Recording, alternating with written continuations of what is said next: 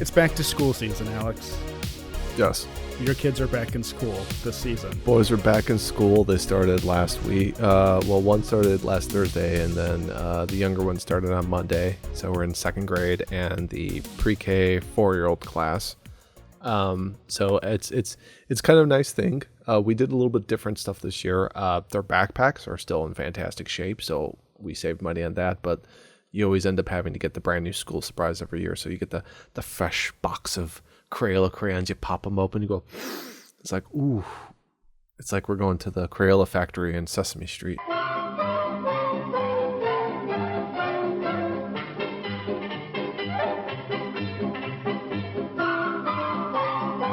Well, there's a lot of kids going back to school. It's not just at elementary school and preschool age kids. It's also high school and college age kids, especially the college kids.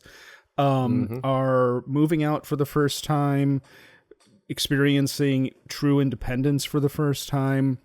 And the rise in apps to track your children over the past, let's say 10 years, I feel, has really kind of plateaued. Where now I feel like every kid who has has a smartphone, there's a tracker on it that their parents use to know where they are, or where the phone is at least, all the time. Mm-hmm. So it's just kind of interesting that's become that's where we're at now. Yeah. Normally, your mobile phone manufacturer or carrier already are tracking you, so you don't have to worry about that. They'll know where you're at. But the parents thing is a more newer thing, I guess, even though it's been around for a while. Putting an app that's directly on your phone, that I've also heard that can be set with a timing mechanism where it basically shuts down other apps on your phone apart from like an emergency type of situation to unlock during certain times, because it's like, whenever, not for us when we our age in high school, but like I know, like in more recent years, kids are on their phone, they're looking at this like, what is so fascinating? Like, what's amazing you about your crotch? You keep looking down, it's like, of course you're on your phone and stuff. So they've gotten them confiscated and stuff. But I'm more concerned about that when I'm looking at the person behind me in traffic. And it's like the car, we're stopped. They're coming up. And they're coming up and he's looking at his crotch the whole time. Yeah. It's like, they're always doing stuff with like, or the thing is like Chromebooks now. It's like a lot of schools have Chromebooks, so they're kind of like, you're trying to mess around with that stuff. For younger kids, I know that like if they're too young to have a phone, that what they do is that they get like the Apple AirTags or other type of like, kind of like, they're sort of like RFID or GPS type of transponder, where they'll put them in the shoe or sew them into a pocket in the backpack, so they can kind of keep track of the kid and stuff like that. The tracking apps is something that's kind of more useful nowadays, just because of how a lot of stuff is in schools and such like that. So as a parent, is this something that you would gravitate towards and say when your oldest is, let's say, what age would you get your oldest a phone? A smartphone? Well, Skibidi toilets should no longer be popular at that point. So there's that thing. Probably maybe when he gets into like 7th grade. Ooh. I know our niece has one, and she's 7th grade, like a tween. Yeah. It says on average, 42% have a phone by 10. By 12, it's 71%. So, well, he'll be a late bloomer at that point. You say that now, but I say that now, even though. What if? Like having that available, the ability to have track your child and say to them, this is the arrangement. This is what it is. Yeah, I think it would have to be well, for a fact, I'd have to sit down with that kid and be like, listen, this is the deal, and he's going to have to deal with that deal and not complain and whine about it and stuff like that. Because he's like, of course, could I watch YouTube on this? I'm like, No. Well, it'll be different when at a certain age, and Yeah. I mean, YouTube would be dead at that point. well, hopefully not. That's a lot. Hopefully, it'll be back to like being sensible. That's a lot of cultural heritage that will be lost to the ether if YouTube dies, which eventually it will. But 12 years, or not even that, 8 years. No, more. Yeah. Well, between the 5. Oh my God. Yeah. Well, that makes me upset. I don't know how it makes you. But I'm the father. yeah, but I'm like around. I've known your kids since they were born, also. So. Yeah. Well, me too. Yeah. So. Like I've actually thought to myself, just hypothetically, if you like cheated on your wife, and not that I'm saying, I don't know, some floozy at work who throws themselves at you, or some floozy at the doctor's office who. Oh, the one that called me sweetheart. Yes, the one who I wanted to go fucking ballistic on. Who threw? Oh, come on, Alex! You can't have a double standard. You're the type of person who'd be like, oh, if an old man calls some girl sweetheart, she should just be like, oh, that he's just out of touch and move on. But you're like genuinely offended. Some young floozy called you sweetheart today. It's okay, and Alex is like, yeah, I'm a hypocrite. Well, it's because that's like usually some creepy old guy calling a younger person that. It's not the opposite. It was a creepy young girl calling you. Well, yeah. But now you know how women feel. Wow, Alex is becoming a feminist.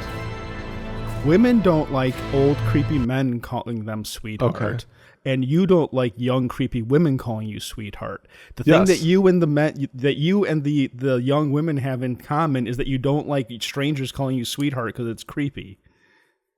If it was a young twink, this I would have made a pass for it. I've been like, all right, I understand. All right, Alex isn't taking this seriously, or I don't know Alex the way I thought I did.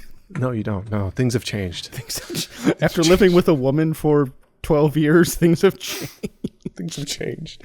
My body's changed. Anyway, God. I have a built-in flotation device. Anyway. Yes. I completely lost my... We're talking about kids, try to track children. No, I understand, but like, it's a good way to find children, too.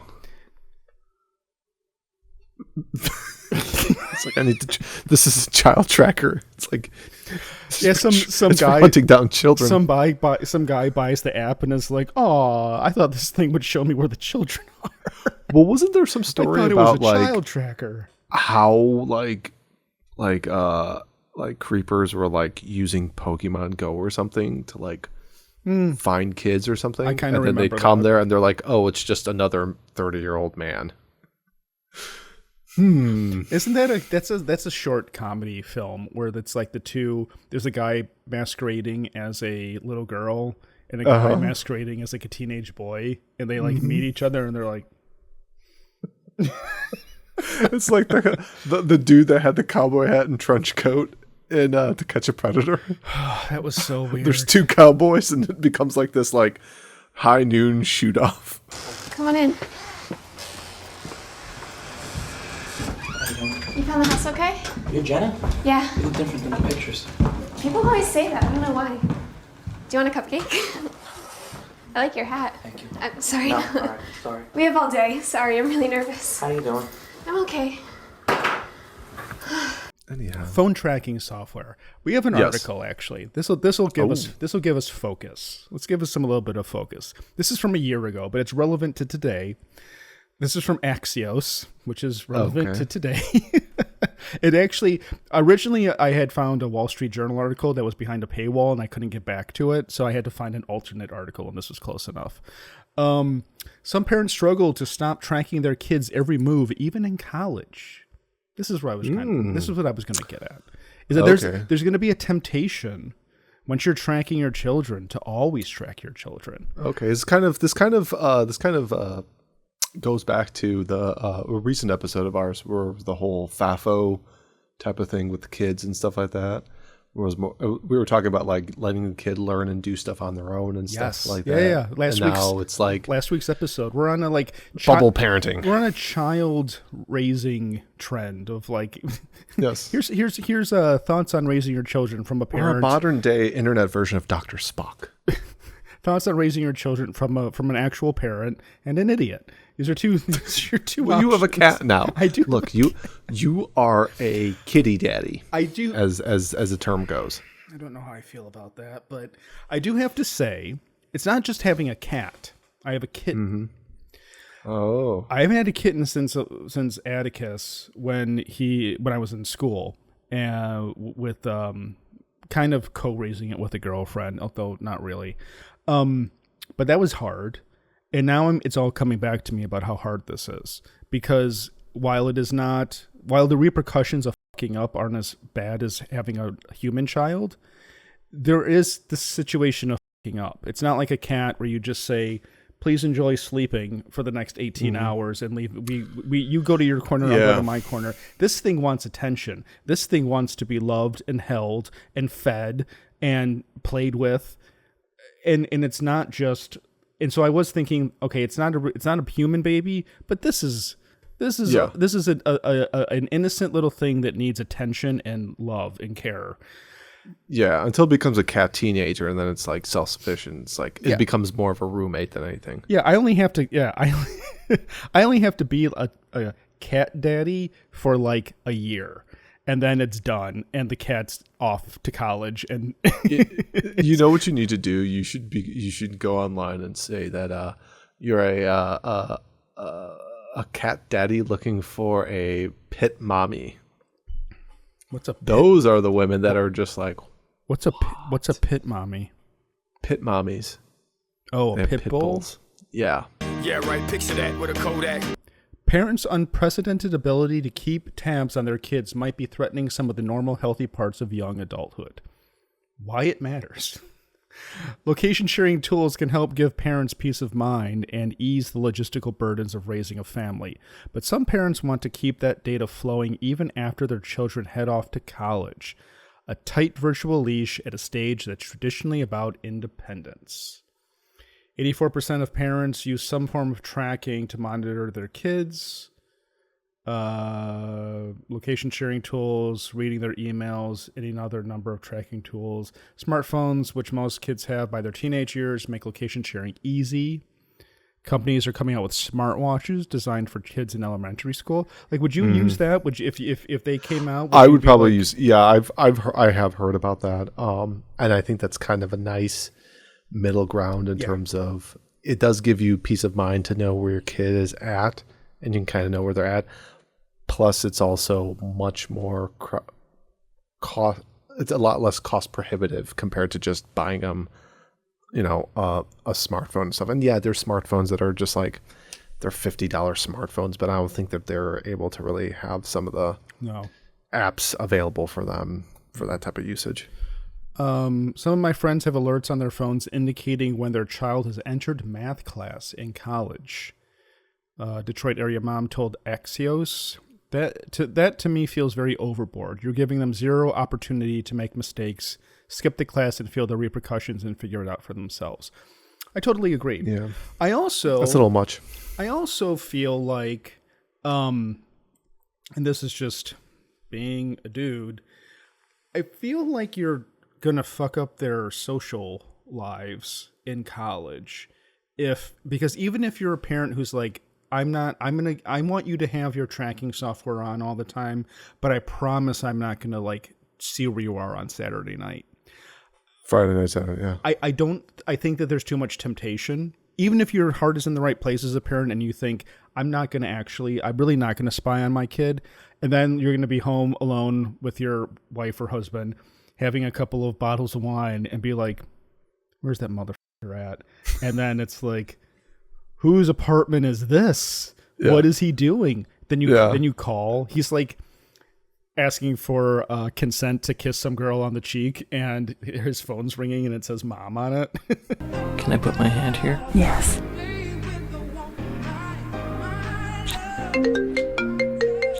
You like that? Mm-hmm. Yeah, no, it's like you've got to let your kids experience young adulthood. And I think that I think that just knowing that you have access to their whereabouts will stifle. It'll make them paranoid about doing things that they should do as young people, and make the mistakes that young people should make.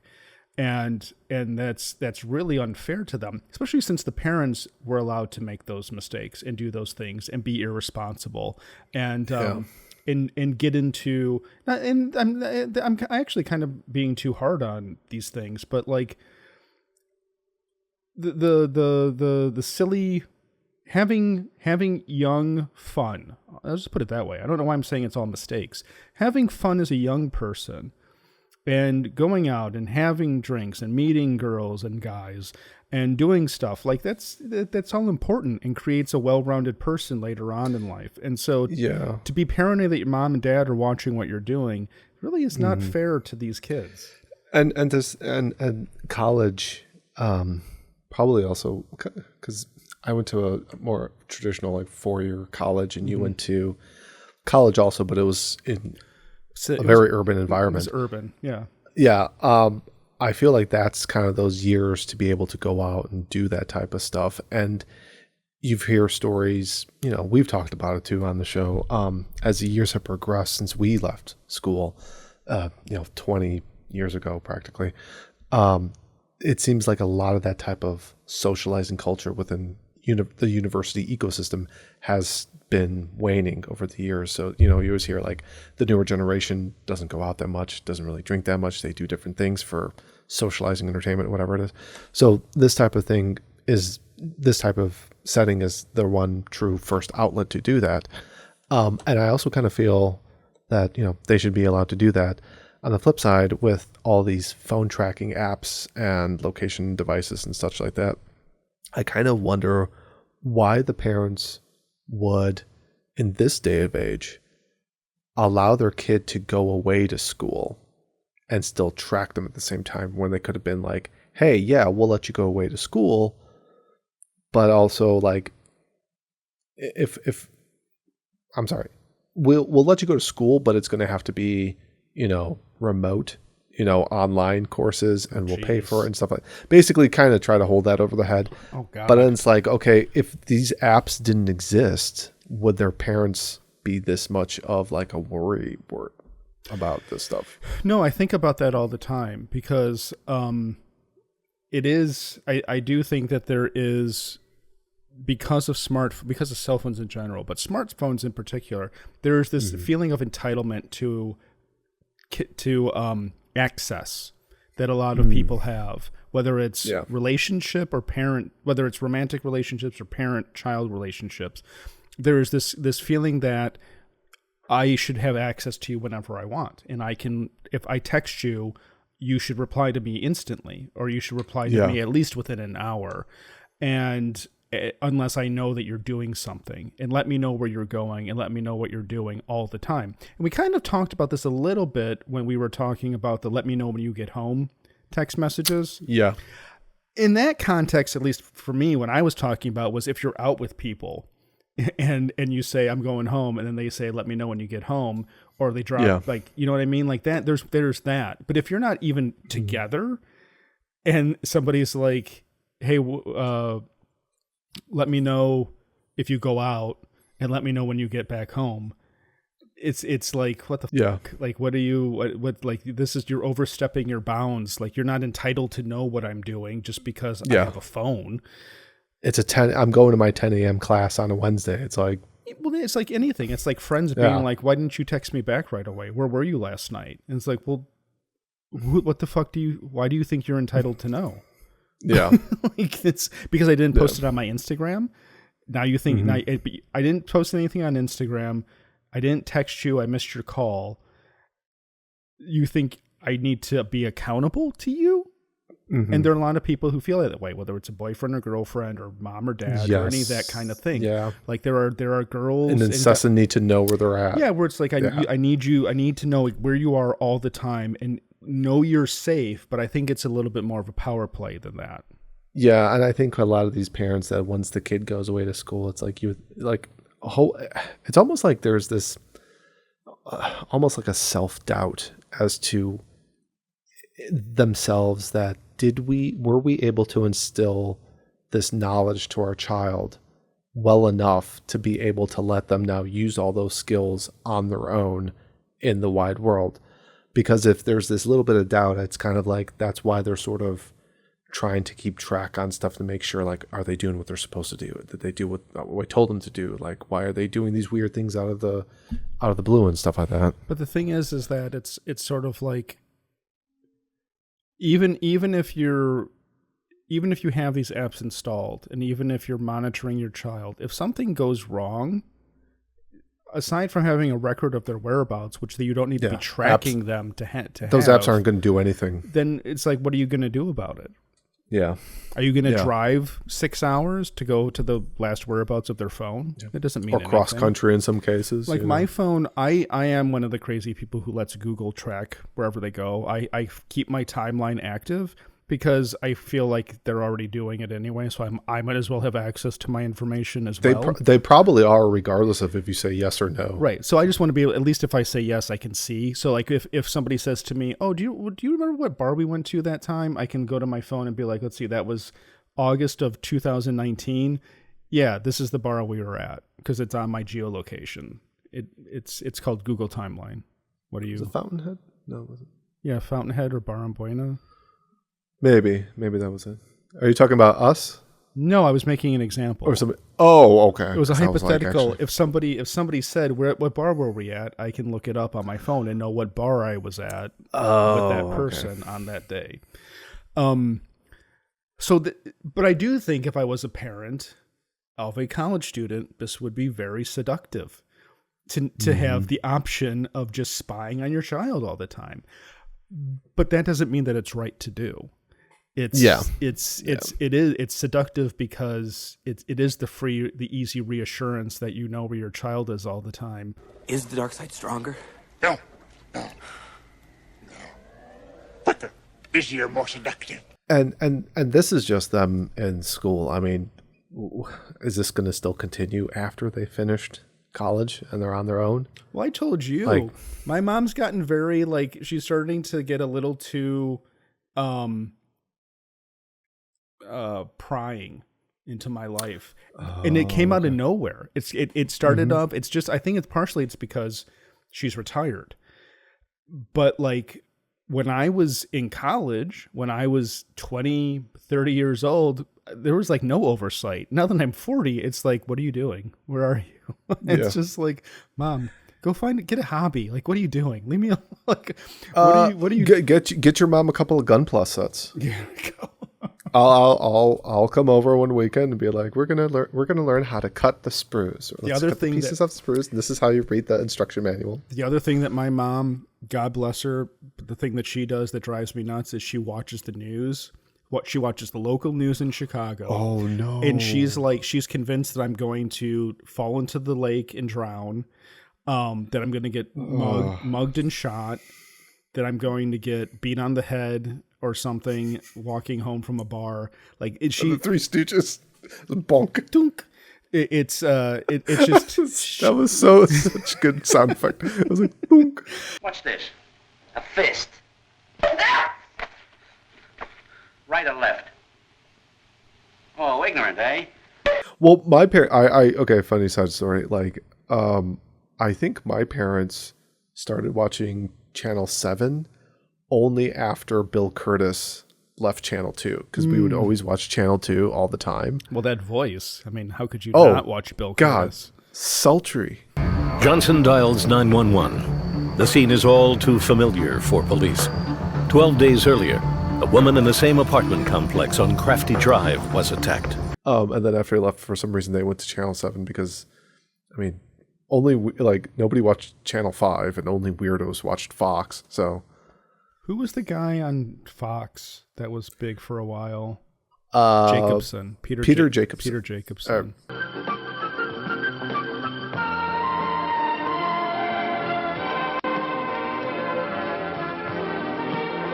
The viewers and the listeners are learning all about Chicago broadcasting. Yeah. But so yeah, I would just strongly urge all parents, as the idiot, the non-parent of this duo, that you, as attractive as it is to enforce tracking software on your children, it's really unfair, and try to put yourself in their position. And if you had been 17, 18, 19 years old and your mom and dad were like, we want to know where you are all the time, it's really unfair. Especially finding out, like, even if you're like, yeah, you can turn it off on the weekends. Yeah. The whole it gives them a ding when they make it into their classes. That's really creepy. Yeah. Yeah. I also think like a lot at that point, like, since a lot of kids are kind of trying to keep with trends and stuff, and they all want, like, well, so-and-so's got a phone now and I want a phone and stuff like that. So the parents are like, fine, we'll get you the phone, but it's like, we're also going to put something on there so like we know where you're at, so we know where the phone is in case you like leave it someplace or whatever, or lose it. I will say that it's a whole entirely, the only thing that changes, like, it's an entirely different situation is if these are adult children who are totally in favor of this. So like if Erica was like, hey Alex, I'd really like it if, is she here? Is Erica? I just heard the toilet flush. I was going to say, is Erica in the room with us now? You look like an alien. A ghost had appeared. If Erica said, give us a sign. If Erica said to you, hey, we're the whole family is doing this now. We're all going to have our apps, and we'll track where everyone is all the time. How would you feel about that? So your two. I probably wouldn't give it a second thought. I wouldn't. Like, your two kids are like 14 and 18 or whatever. Okay. And everyone's got smartphones, and Erica says, Alex, I think it's about time we all have this family track app so that we know where everybody is, all of us. And would you be like, okay, you can track me, even if you're like talking to floozies at the doctor's office? God damn, stupid bitch. Sweetheart. I was like, excuse me, bitch, are you for real? Clutching your pearls. Excuse me? What did you call me? Beat your ass with these pearls. Yeah, and like if you're like, I know that like I knew somebody who disgusting woman. her parents tracked, and like these were well-grown adults, like 30-year-olds. Her and her brother and her mom and dad were all on the same like sharing network, so that they family plan. Yeah, so that they all knew where each other was all the time. Again, I would not go for it, but if you're all adults and you're all in favor of it and the whole family is on board with it, then knock yourselves out.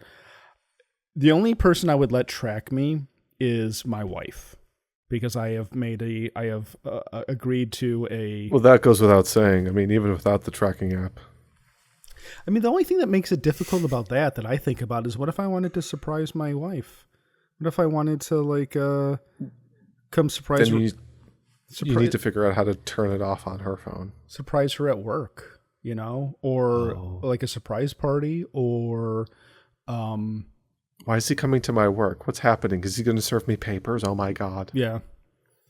You know what I mean, though? I love the way you're just like, yeah. No, I just mean they get the wrong idea, and it like they. Oh no, I was saying you're coming to serve papers for divorce. No, I know. That's what I'm saying. She gets the wrong idea when she sees your comment. Like, she gets into her head about what's happening and comes up with. Far be it from women from ever creating situations in their head and reacting to the situation in their head rather than what's actually going on around them. Women have never done that before, so that would never happen. I know. But, it's just like spontaneity is getting... all of this shit is like... The element of surprise, yeah. We're all getting... Everything's getting reduced, and there's no more fun. Everything's so, like, controlled. And I don't... No more anonymity. I don't know that I like it. Yeah. The more I'm talking myself out of even encouraging adults to do this stuff. Yeah. You're slowly starting to, like, be like, can I just get married to, like, a modest Amish girl and just... build fence posts for the rest of my life. Alex, I don't need to marry an Amish girl. I just need to marry my AI chatbot. Oh, she's cute. She's cute, by the way. No, What color is her hair today? Oh, I have not. My chatbot's natural. We've gone. She's still Amish. She's just a chatbot.